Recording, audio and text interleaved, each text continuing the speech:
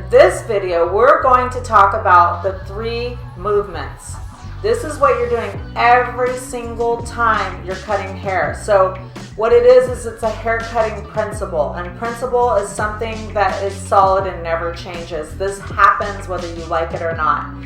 It is elevation, over direction, and finger angle. You want to keep these 3 movements in mind, and the more that you're aware of what you're doing with these 3 movements is how predictable you will be in your haircut. And this is also a situation that the more you master this, you can duplicate any haircut over and over. So I want to give you a visual because a lot of times we're very creative and we could kind of pick up on what someone's talking about, but when someone shows me what they're talking about, it clicks. So I'm going to show you elevation. When you take the hair on the head, if you're doing a low elevation, in between, in the middle, high elevation, this is an up and down movement. So wherever you're elevating the hair, this is really important because it's going to predict the end result. The higher you elevate the hair, the wider the width of graduation. The lower you elevate the hair, the lower the width. So if you go up this high and cut it off, you're going to have the distance between these two. The lower creates more weight. That's just a little scratch of the surface. There's so much more to learn about that. And I want you to take little bites at a time. So I remember when I got started, it was a little overwhelming because it was too much theory and too much information at once. And particularly for me, I learned that if I get little bite size, I can digest that better and then be able to move on to the next. So that's elevation, up and down. Over direction is when you direct it back or you direct it forward. So that is a side to side movement. So elevation, up and down, over direction, side to side.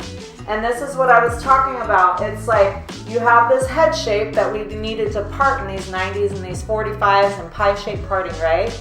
Now it's us in relationship. It's the head shape.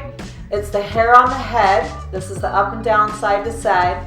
Now we're getting into us in relationship to the head. So we talked about elevation, over direction, and now we're going to talk about finger angle. Finger angle is huge because it's you deciding where you're putting the shape in.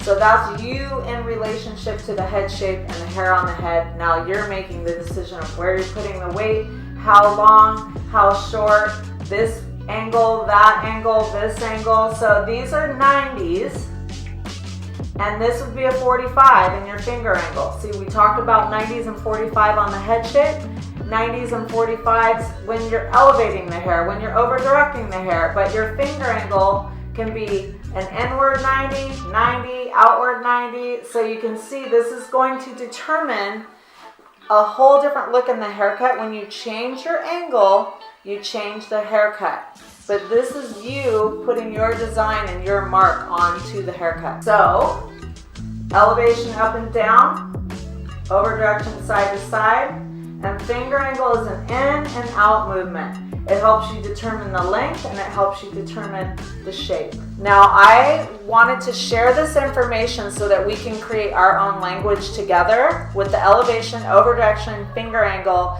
so that I can start telling you exactly what I'm doing.